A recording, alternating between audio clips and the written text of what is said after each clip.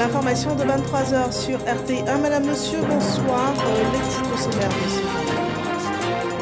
Des réflexions stratégiques sur l'appareil de défense nationale ouverte ce 26 juin à Grand-Bassam par l'Institut d'études stratégiques et de défense, un séminaire pour appréhender et anticiper les menaces et défendre les intérêts nationaux avec pour thème ministère d'État, ministère de la Défense, connaître cet outil au service de la nation. Le président de l'Assemblée nationale est à la Mecque, un périple qu'il partage avec d'autres pèlerins ivoiriens et il a rendu une visite d'encouragement avant l'un des principaux rites du Hajj sur le site de Mina. Tous ont été invités à la prière et au recueillement. Les relations internationales, recherche scientifique, le fonds de solutions pour la science et la technologie et l'innovation et sur les traces du modèle suisse par des visites de l'université de la ville de Bâle et également de l'Institut tropical de santé publique en Suisse. Bienvenue à tous. La première session nationale de réflexion stratégique sur l'armée ivoirienne s'est ouverte ce lundi 26 juin. C'est un séminaire qui implique l'armée nationale, les institutions de l'État, les entités gouvernementales et également la société civile.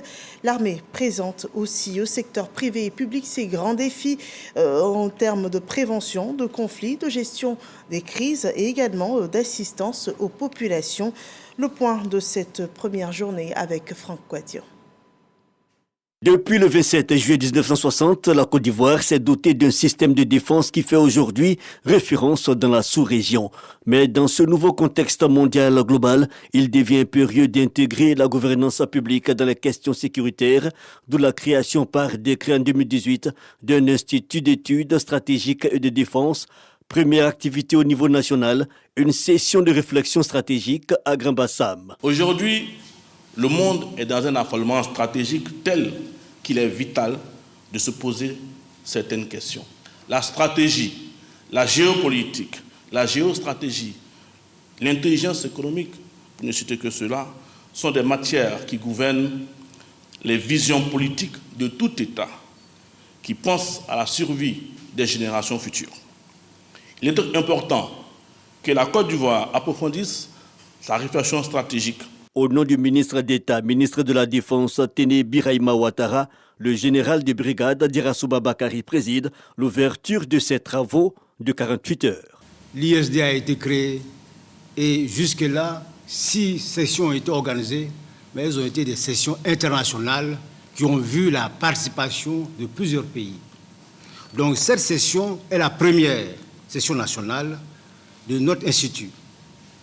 Elle vise principalement à présenter l'organisation et le fonctionnement de notre outil de défense au haut cadre de nos institutions. Assemblée nationale, Sénat, Conseil économique CESEC, ministère, société civile et secteur public et privé, ils sont 28 auditeurs sélectionnés pour cette première session au niveau national. Les attentes des Ivoiriens en général et de la communauté des investisseurs, c'est la sécurité nationale. Personne n'ignore ce que représente la défense pour chaque nation. Nous venons donc répondre présent et apporter notre contribution parce que derrière, nous attendons encore d'autres lois qui vont venir renforcer les activités de cette institution. Nous en recevrons, mais nous ferons aussi des contributions pour que la paix que nous avons en main aujourd'hui puisse perdurer le plus longtemps possible. C'est l'essence même de notre présence ici aujourd'hui. Les réflexions s'articulent autour d'un thème, ministère d'État, ministère de la Défense, connaître cet outil au service de la nation. Il sera développé par 8 experts nationaux et internationaux. La sécurité nationale est une préoccupation majeure portée par les institutions et dans le souci de garantir la stabilité du territoire. Le ministère de l'Intérieur et de la Sécurité instruit la commission électorale indépendante au sujet du découpage territorial à considérer pour les prochaines élections locales. Le communiqué. Ce 26 juin 2023, la commission électorale indépendante a été saisie par Monsieur le ministre de l'Intérieur et de la Sécurité, qui lui a fait part des interrogations et inquiétudes qui ont germé dans l'opinion publique et singulièrement dans les états-majors des partis politiques et des potentiels candidats relativement aux ressorts territoriaux des communes. Ceux-ci craignent de voir adopter un nouveau découpage administratif pour les prochaines élections municipales du 2 septembre 2023, alors même que, depuis de longs mois, ils se préparent à participer aux dites élections sur la base des ressorts territoriaux ayant servi pour les élections locales de 2018. En raison de ces interrogations et inquiétudes, le ministère de l'Intérieur et de la Sécurité, dont relève la détermination des ressorts territoriaux, a demandé à la Commission électorale indépendante de bien vouloir reconduire le découpage territorial qui a prévalu en 2018. Par conséquent, la Commission électorale indépendante engage instamment l'ensemble de ses commissaires centraux et locaux ainsi que ses services techniques à procéder comme le demande le ministère de l'Intérieur et de la Sécurité, fait à Abidjan le 26 juin 2023 pour la Commission électorale indépendante, le porte-parole Émile Ebrotier. Et à l'approche des élections régionales et municipales, le ministre de l'Intérieur et de la Sécurité donne des orientations, de l'exécutif au préfet de région. Ce sont des instructions spécifiques au fonctionnement des circonscriptions administratives. Marie-Chantal Akanda. Les élections des conseillers régionaux et municipaux qui auront lieu le 2 septembre prochain doivent se dérouler dans un contexte politique apaisé avec la participation de toute la population. C'est la vision que partage le ministre de l'Intérieur et de la Sécurité, Vagondo Diomandé, au préfet de région. À 2 mois du scrutin couplé municipal et régional, les préparatifs s'accélèrent pour assurer un processus électoral transparent et démocratique. Le ministre Vagondo Diomandé a clairement défini les orientations stratégiques et donné des instructions appropriées pour garantir le bon déroulement de ces élections. Le point essentiel de nos échanges avec les membres du corps préfectoral qui sont dans les dispositions pour que la contribution que l'administration doit apporter à l'acteur principal qu'est la commission électorale indépendante puisse justement aboutir à des élections dans lesquelles tout le monde se reconnaît. Parce que l'image de la Côte d'Ivoire en dépend, et la Côte d'Ivoire est un pays qui doit rester le modèle qu'il a toujours été, et chacun de nous doit y contribuer. Aujourd'hui, c'était les préfets de région qui vont transmettre donc les instructions qu'ils ont reçues à leurs collaborateurs. La position de neutralité de l'administration dans tout ce qui est question électorale doit être rappelée et que aucun préfet ne puisse être taxé d'être partisan ou adversaire de qui que ce soit. En tant que représentants de l'exécutif, les préfets joueront un rôle essentiel dans la supervision des opérations électorales dans leurs circonscriptions respectives. Cette réunion témoigne de l'engagement de la Côte d'Ivoire en faveur de la démocratie et de la paix. Elle offre une opportunité de renforcer la coordination entre le ministère de l'Intérieur, les préfets de région et les autres acteurs impliqués dans le processus électoral. Et toujours sur l'actualité des préparatifs des prochaines élections locales, le grand enjeu de l'administration ivoirienne, c'est de préserver la paix, on l'a bien compris. Et à cette étape du processus, les magistrats du Conseil d'État sont formés au défi du contentieux. Angela Diallo et Herman Guivet. À quelques mois des élections locales, les conseillers d'État sont formés. Pendant 3 jours, ils bénéficient de sessions de formation portant sur le contentieux de l'élection des conseillers régionaux et municipaux. L'institution est en charge de la gestion juridictionnelle du contentieux des élections locales. Les travaux ont permis la mise en place d'un rapport de synthèse générale. À l'issue de ces journées, plusieurs recommandations ont été formulées Parmi elles, la rédaction d'un manuel de procédure sur le règlement du contentieux des élections, l'organisation d'un atelier de renforcement des capacités des membres du Conseil d'État sur la conduite des procédures relatives au contentieux des élections des conseillers régionaux et municipaux. À l'endroit des conseillers d'État, de s'en tenir à la jurisprudence du Conseil d'État, suivant laquelle le délai pour contester les résultats des élections des conseillers régionaux et municipaux court à compter de la proclamation. Ces travaux vont permettre aux magistrats de maîtriser les dispositions du code électoral et les mécanismes de gestion du contentieux juridictionnel. Après 3 jours d'intense réflexion et d'échanges fructueux, je me réjouis du bon déroulement de ces assises. Nous partons avec le sentiment que nos connaissances ont été enrichies en matière de règlement de litiges nés de l'organisation des élections des conseillers régionaux et municipaux. Les élections locales en Côte d'Ivoire vont se tenir le 2 septembre prochain sur toute l'étendue du territoire national. Et nous changeons de cadre avec cette mission du secteur de la recherche scientifique ivoirienne, une mission en Suisse conduite par le ministre Adama Diawara. Ce 26 juin, dans la ville de Bâle, ils ont rencontré les responsables de l'Institut tropical de santé publique suisse et effectué une visite de l'université de Bâle qui existe depuis 1490. C'est une journée riche en connaissances racontée par Hamza Diaby et Zakaria Traoré. La Suisse nous a énormément aidé dans la mise en place du Fonds pour la science, la technologie et l'innovation, le FONSTI. Mais indépendamment de cela, sur les 10 dernières années, la Suisse caracole en tête du classement mondial en termes d'innovation.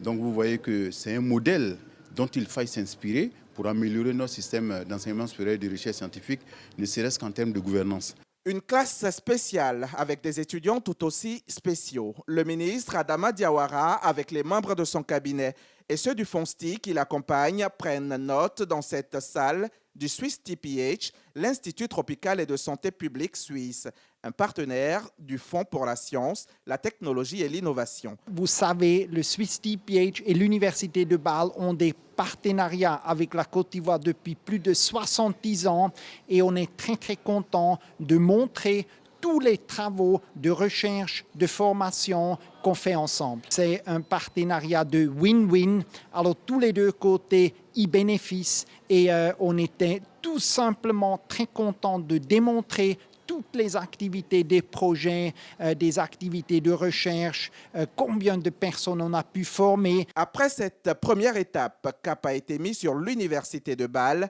la plus ancienne du pays avec ses 560 ans et la mairie de la ville. Comme ville, nous avons une ancienne tradition de coopération tout partout et on est toujours heureux si on peut partager nos expériences.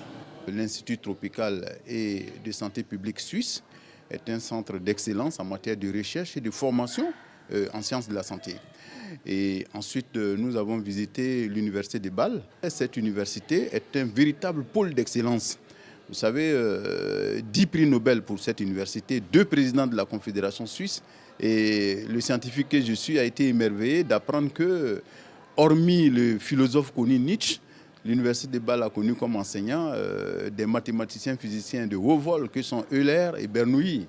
Alors ensuite, nous avons terminé par la visite du siège du canton de Bâle. J'ai été émerveillé de voir le cercle vertueux qui prévaut ici, à savoir financement des universités par le canton de Bâle et ce financement qui va vers les entreprises privées qui produisent encore plus de richesses et donc payent plus de taxes à la ville qui à son tour refinance les universités. Donc on est dans un cercle vertueux dont la Côte d'Ivoire va devoir s'inspirer. Des modèles de réussite qui seront absolument bénéfiques à la Côte d'Ivoire.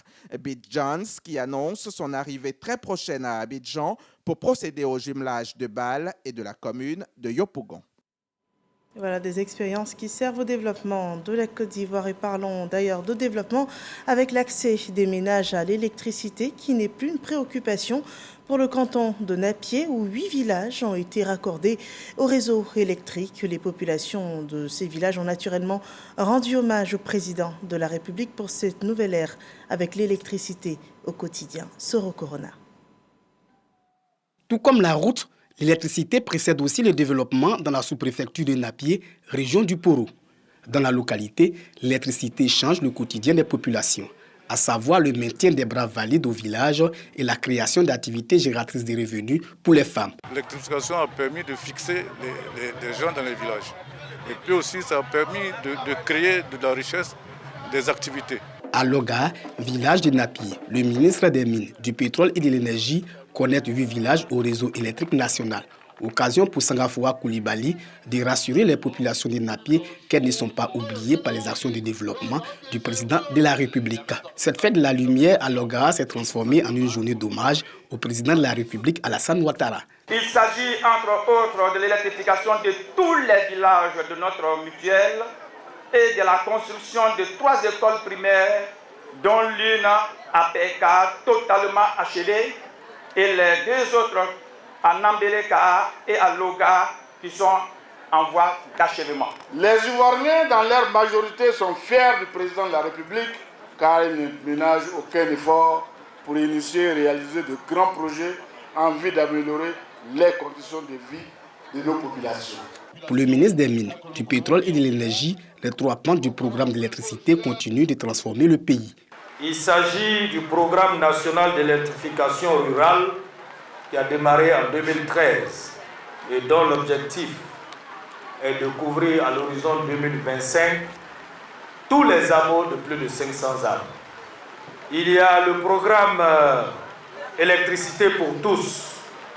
Si on dit les compteurs en carte, vous allez mieux comprendre. Ce programme-là a été lancé et l'objectif est de faire au moins 250 000 abonnés par an. C'est un programme qui a permis de tripler le nombre des abonnés en quelques années.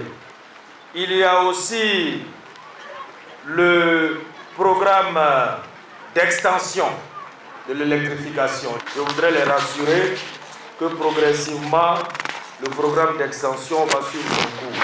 Le ministre salue l'union, la cohésion et le dynamisme des filles et fils de Napié.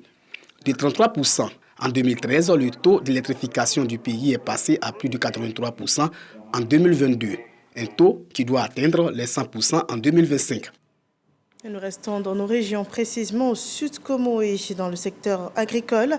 Les producteurs et transformateurs de manioc et vivriers du village d'Assé présentent leur bilan d'activité commerciale pour l'année 2021-2022. C'est un bilan comptable qui révèle d'énormes difficultés rencontrées par ces producteurs. On en parle dans cet élément rapporté par Parga Sorokone des Madongi. Sur cette parcelle de près de 300 mètres carrés, Soumaïla Sangaré produit près de 15 tonnes de manioc par an. Malgré cette production, il peine à couvrir totalement ses charges familiales. Quand il pleut, le prix de manioc, chaque année, ça diminue. Quand on vient acheter, on dit qu'il y a la pluie, que là, ça ne donne pas tellement. Or, tout problème, c'est ici manioc. C'est manioc qui nourrit toute la famille, même les élèves. C'est manioc, c'est notre travail qui est ça. On a autre travail si ce n'est pas ça. Nous sommes à Assé, une localité située à quelques encablures de la ville de Bounois, au sud-est d'Abidjan. Ici, une partie de la production de manioc se transforme sur place. Mais là encore, plusieurs problèmes minent le milieu et ne favorise pas une forte production d'aliments dérivés du manioc. On n'a pas de machine de piler aussi. Machine là, ça quitte jusqu'à ailleurs pour venir piler manioc là ici. Des fois, tu tailles manioc même. Si la machine a dit viens pas là, ça reste. Quand ça reste là, ça gâteau. Il faut que tu l'appelles d'abord. Ah, je taille manioc. Là, il vient. Des fois, mais il dit viens pas. S'il dit viens pas là, tu ne peux pas tailler manioc. Donc, ça fait que tu perds tes clients. Ces problèmes rencontrés par les producteurs et transformateurs de manioc sont au cœur de l'Assemblée générale de la coopérative du village. L'objectif de la coopérative, c'est de mettre les producteurs et les productrices vraiment à un niveau, c'est-à-dire on veut les enlever dans la pauvreté pour les amener à avoir des revenus vraiment substantiels. Vraiment, l'objectif pour l'année prochaine, c'est de produire bien et puis vendre plus. Voilà, puisque nous avons une ambition vraiment de 25 hectares à produire pour une production de 250 à 300 tonnes. Mais quand on fait les prévisions des chiffres, ça nous fait 22 millions de chiffres d'affaires et pratiquement 13 à 14 millions de revenus nets. La coopérative de l'Union des producteurs de manioc et de vivriers d'Assé peut compter sur un soutien de taille, celui de la direction départementale de Grand Bassam du ministère de l'Agriculture. Nous ne pouvons que les encourager parce qu'aujourd'hui, même s'ils demandent à ce qu'on fasse le prix au kilo, on va le commencer peut-être dans un premier temps, mais après, les prix vont changer. Ils ne vont même pas respecter, eux-mêmes là, ils ne vont même pas respecter. Donc on les encourage à ce que le peu qu'ils font soit bien suivi, qu'ils fassent leur transformation de leur production pour que ça soit bien vendu. C'est tout ce qu'on peut leur conseiller. Au cours de l'année 2021-2022, ce sont un peu plus de 150 tonnes de manioc qui ont été produits par les 85 membres revendiqués par la coopérative. Pour cette production, la coopérative de l'Union des producteurs de manioc et de vivriers d'Assé comptabilise un bénéfice net de 8 625 000 francs CFA. Voilà un reportage commenté par Clément Bocco et le bilan commercial de la noix de cajou présente lui aussi un tableau en souffrance. Le conseil coton Anacarde annonce des mesures. Nancine Bakayoko nous en dit davantage. Le marché international de cajou fait face à un effondrement de la demande en amande alors que l'offre est en augmentation continue. En cause, la baisse de la consommation mondiale induite par la hausse des coûts de l'énergie. Ainsi, les prix internationaux en direction de la Côte d'Ivoire ont baissé d'environ 30% en raison de la baisse de l'activité des industriels vietnamiens et indiens. Au niveau intérieur, cette crise s'est traduite par un ralentissement des financements de la commercialisation par les exportations, ce qui a entraîné une relative baisse du prix Bourg-Champ à partir d'avril 2023. Malgré les contrôles de terrain, les prix Bourg-Champ, qui avaient atteint des niveaux de 415 francs le kilogramme en début de campagne, ont chuté dès le mois d'avril dans certaines localités, en dessous du prix plancher fixé par le gouvernement à 315 francs. Face à cette situation, le Conseil de coton Anacarde a initié dès le 20 avril une opération d'achat de régulation avec des prix Bourg-Champ plancher de 315 à travers l'organisation de ventes groupées dans toutes les régions de production sous la supervision des comités de veille présidés par les préfets. Cette opération, toujours en cours, vise à faire remonter les prix Bourg-Champ à travers un effet d'entraînement. Cette stratégie a permis de sortir des mains des producteurs environ 1 150 000 tonnes de noix brutes, soit 100 000 tonnes de plus que la quantité prévisionnelle. Sur ces 1 102 000 tonnes qui ont été effectivement déchargées, 853 000 tonnes ont été déchargées dans les magasins portuaires et 249 000 tonnes dans les magasins des transformateurs. Au titre des exportations, 593 000 tonnes de noix brutes de cajou ont déjà été exportées, essentiellement vers le Vietnam avec 80% de parts de marché et 19% pour l'Inde. À ce jour, les quantités détenues par les producteurs sont estimées à environ 100 000 tonnes, ce qui porterait la production attendue à 1 250 000 tonnes de noix brutes. Nous passons du cadre commercial à un cadre plus spirituel. Le président de l'Assemblée nationale est en pèlerinage à la Mecque, un périple qu'il partage avec d'autres pèlerins ivoiriens à qui il a d'ailleurs rendu visite pour encourager à la prière et également au recueillement avant le début d'un des principaux rites du Hajj sur le site de Mina où sont présentement nos envoyés spéciaux Abou Sanogo et Sissé Ibrahim. Au moment où il s'apprêtait à se rendre à Mina, étape majeure du pèlerinage, la délégation ivoirienne a reçu la visite du président de l'Assemblée nationale, Adama Bictogo. Une visite pour s'enquérir de leurs nouvelles et pour leur transmettre les encouragements et les félicitations du président de la République, Alassane Ouattara, qui a permis que l'ensemble des pèlerins ivoiriens soient regroupés dans un même hôtel. Je suis avec une délégation de ministres suite à la volonté du président de la République, son Excellence Alassane Ouattara, qui a bien voulu nous permettre cette année de faire le Hajj. Dans cette même dynamique, je voudrais exprimer toute notre gratitude au président Alassane Ouattara, non seulement pour nous avoir permis de venir donc accomplir le Hajj, mais d'avoir permis à 7000 Ivoiriens musulmans de venir accomplir le Hajj dans le plus beau site de toutes les communautés des différents pays, je dirais, d'Afrique et même du monde. J'ai ressenti non seulement la fierté pour mon pays, la fierté pour mes compatriotes, mais j'ai surtout senti une dignité très forte de la part des musulmans qui sont venus accomplir le Hajj. Une visite des locaux du commissariat du Hajj a permis au président de l'Assemblée nationale, Adama Bictogo, de saluer les efforts du comité d'organisation et d'inviter les pèlerins à prier pour le chef de l'État, Alassane Ouattara, et pour tout le pays. Gérer 7000 personnes dans un seul espace, pour un seul but, mais j'ai rencontré une équipe non seulement soudée, mais une équipe déterminée, une équipe qui est emportée juste pas par la même dignité, par la même fierté des moyens que le président Alassane Ouattara a bien voulu mettre à leur disposition. Nous sommes venus ici pour prier pour la paix en Côte d'Ivoire, pour le renforcement de la cohésion sociale en Côte d'Ivoire et prier pour que le président Alassane Ouattara ait une santé de fer pour conduire encore et encore plus loin le bateau ivoire. Le président de l'Assemblée nationale, Adama Bictogo, et les membres du gouvernement présents en Terre Sainte seront aux côtés de leurs compatriotes pour le circuit culturel important dans l'accomplissement du pèlerinage. Et alors que des prières sont dites par les pèlerins ivoiriens à la Mecque, ici en Côte d'Ivoire, la communauté musulmane s'apprête à la célébration de l'Aïd el-Kébir, la fête musulmane du mouton, qui est aussi une période d'intense spiritualité. On en parle dans ce reportage de Mahama Traoré. Le prophète Mohammed sallallahu alayhi wa sallam nous dit, il n'y a pas de jour à travers lesquels où l'œuvre pieuse est aimée auprès d'Allah subhanahu wa ta'ala que celle accomplie durant les 10 premiers jours de Zul Hijjah.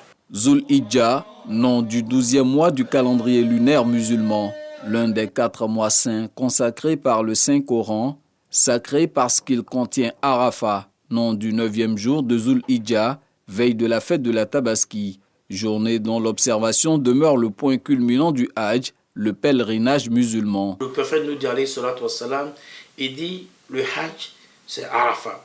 Pour dire, celui qui manque Arafat, son pèlerinage est nul. C'est ce jour-là, Allah subhanahu wa ta'ala descend avec sa miséricorde et il prend ses anges en témoin qu'il accordera son pardon, sa clémence à tous ceux qui ont effectué le déplacement. Celui qui jeûne le jour de Arafat, qui est résident chez lui dans son pays, qui n'est pas pèlerin, et dit Allah subhanahu wa ta'ala lui accorde une grande faveur. Et cette faveur, Allah lui pardonne les péchés de 2 ans, c'est-à-dire l'année écoulée et l'année à venir. Même le lendemain, fête de la Tabaski, jour de célébration et de réjouissance, il est demandé aux croyants de garder cette attitude de piété. Il est recommandé, après la prière de Fajr, que chacun puisse faire la grande ablution et essayer de porter ses plus beaux habits et se parfumer les hommes et essayer de se diriger vers les lieux de prière. Il est demandé aux musulmans de se rendre mutuellement visite ce jour-là, de faire des prières, des bénédictions pour vous, pour notre progéniture, pour nos familles et pour toute la communauté musulmane. Il faut se réjouir, mais des réjouissances saines qui ne vont pas à la compte de notre religion d'islam. La Tabaski sera célébrée en Côte d'Ivoire ce mercredi 28 juin. Et voilà, demain sera donc observé le rite de Arafat et en accord avec les pèlerins ici à la Mecque, la communauté musulmane veillera donc à se recueillir dans la prière. L'Aïd el-Kébir, c'est une grande fête qui suscite aussi de grands rassemblements. Voyons l'ambiance dans les gares routières qui sont d'ailleurs pris d'assaut et c'est un reportage de Khalil Diomandé et Jean-Marc Djadji. Couchés à même le sol, dans l'attente d'un car pour Divo, Yamoussoukro ou Oumé. Chaque année, ils sont nombreux à ruer vers les villes de l'intérieur pour célébrer la Tabaski dans l'étreinte familiale. À 48 heures de la célébration, des files interminables se dressent devant les guichets de cette gare routière dans la commune d'Adjamé. Obtenir un ticket de voyage ici relève du parcours du combattant. Bon, depuis à 5 ans, on est à la gare, on nous a dit qu'il n'y a plus de ticket encore, mais on espère toujours avoir le ticket. Quand il y a du moins, mais aujourd'hui seulement, on va partir. Partir à tout prix, peu importe la durée de l'attente. Le sommeil s'empare même de certains voyageurs. Mais pas question de renoncer. Je suis là depuis 6 heures. Et on m'a donné 11e départ, même si ça a mis, je vais quitter ici. Quand on rentre en famille comme cela, les retrouvailles, durant la fête de Tabaski, voilà, vraiment c'est chéri entre frères et sœurs, voilà, vivre en harmonie auprès de notre maman aussi qui nous manque. À proximité, c'est le même balai incessant de voyageurs dans cette autre compagnie. Ici, les départs se comptent par dizaines. Cette période est très favorable. Au niveau d'Adjamé, on peut faire 40 à 60 départs. Face à la forte demande qui prévaut, certaines sociétés de transport font de la surenchère. Mariam en a fait les frais pour le trajet Abidjan-Saint-Fra. L'habitude là, c'est 4 000. Aujourd'hui, on est venu là, c'est 6 000. Les passagers sont plus que les cars. Donc on est obligé de faire avec. L'affluence dans les gares routières pourrait doubler au cours des prochaines 24 heures. Les voyageurs interpellent donc le Conseil national de lutte contre la vie chère et les autres associations de consommateurs afin de préserver leur pouvoir d'achat face aux transporteurs véreux. Voilà les gares prises d'assaut à l'occasion de la fête de la Tabaski. Et le marché du mouton dans la ville de Boaké est lui approvisionné conséquemment avec des bêtes de tout prix. Une volonté du gouvernement à travers le Conseil national de lutte contre la vie chère. Et si le prix du mouton est lui accessible, ce n'est pas le cas pour le vivrier où les commerçants et acheteurs se plaignent de la hausse des prix des denrées alimentaires. La Tabaski, c'est aussi le balai de Boboubou, bien brodé. Et à cet effet, il s'est tenu la première édition du concours du meilleur brodeur de Babi. Suivant cet élément rapporté par Générosa Quadio. Des tenues portées et valorisées par des mannequins qui rivalisent de beauté et de créativité. Confectionnées de main de maître par les 30 candidats à cette première édition du meilleur brodeur de Babi. Venues de Boaké, les tenues de Roger Sier se distinguent de celles des autres candidats de par la qualité des matières utilisées et l'originalité des pièces. Il remporte ainsi le premier prix. Les mots me manquent parce que c'est fort. J'ai attendu ça pendant plusieurs années, mais tout était dans le plan de Dieu. Et c'est aujourd'hui Dieu a donné le fruit de mon travail. Je remercie Dieu. Promouvoir ses talents et les aider à se réaliser en Côte d'Ivoire. C'est le leitmotiv des initiateurs. La plupart des gens qui sont candidats à l'immigration clandestine sont jeunes qui ont du talent, mais qui n'ont plus espoir. Le voyage est censé être un plaisir, une découverte. Nous demandons aux gens, oui, vous voulez voyager, vous voulez aller en Europe, oui, d'accord, mais faites-le de façon légale, sans risquer votre vie. La jeunesse est donc le socle de notre société. Il est important de les encadrer, il est important de les orienter. Il est important de leur faire comprendre la vision du président de la République. Il est important que les jeunes prennent conscience de leurs responsabilités. L'Eldorado tant recherché n'est ni ailleurs, l'Eldorado est ici. Le trio gagnant repart avec respectivement des lots composés de motos, des billets d'avion et la somme de 2 millions de francs CFA pour l'achat de matériel. Et la cerise sur le gâteau, la structuration juridique de leurs activités. Et accompagnement des populations, liens d'entraide, solidarité fraternelle ont aussi été des valeurs enseignées dans la ville de Grand Laou par des représentants du RHDP, suivant ce reportage de Lanciné Bakayoko. C'est à Laou Panda, principal village du département de Grand Laou, que les dirigeants du Rassemblement des oufouettistes pour la démocratie et la paix, RHDP, ont échangé avec les 24 chefs de village. Des chefs autour desquels les populations se sont fortement mobilisées. Nous sommes venus rencontrer tous les chefs du littoral, depuis Toukouzou jusqu'à Noumouzou. Leur donner un message de cohésion. Nous-mêmes, cadres du RHDP que vous voyez ici, rejoints par des cadres du FPI, il était bon qu'on vienne nous confier à nos parents, qui eux aussi font un travail énorme au niveau de la cohésion du département. Touchés par cette démarche de rassemblement, les chefs de village de Grand Laou, appuyés par ceux des sous-préfectures de Bakanda et de Bounou, se sont engagés à relancer la sensibilisation autour des valeurs de paix et d'union pour le développement de la localité.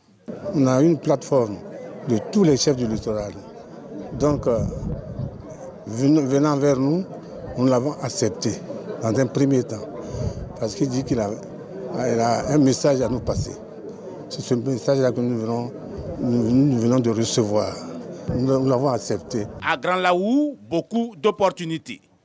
La région regorge d'énormes atouts qui méritent d'être valorisés. La façade maritime de Laou est la façade la plus riche en ressources halieutiques. Voilà, ça c'est avéré. Et donc, en le faisant, en ouvrant ce port-là, je vous assure, ça va aider à résorber le déficit de ressources halieutiques aujourd'hui en Côte d'Ivoire. La réalisation de tous ces chantiers qui vont changer le visage de Grand Laou dépendra de l'issue des élections municipales et régionales prévues pour le 2 septembre prochain.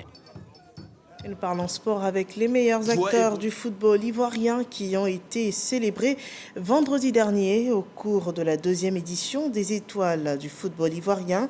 Une édition qui a enregistré la présence du ministre des Sports Claude Daopolin, ainsi que de ses homologues du Burkina Faso, Boubacar Savadogo, la République démocratique du Congo, Kabouléo Moana Kaboulo, assisté de l'ambassadeur de France en Côte d'Ivoire, Jean-Christophe Béliard, également le chargé d'affaires de l'ambassade du Tchad, et également été présente une forte délégation du ministère des Sports de Madagascar.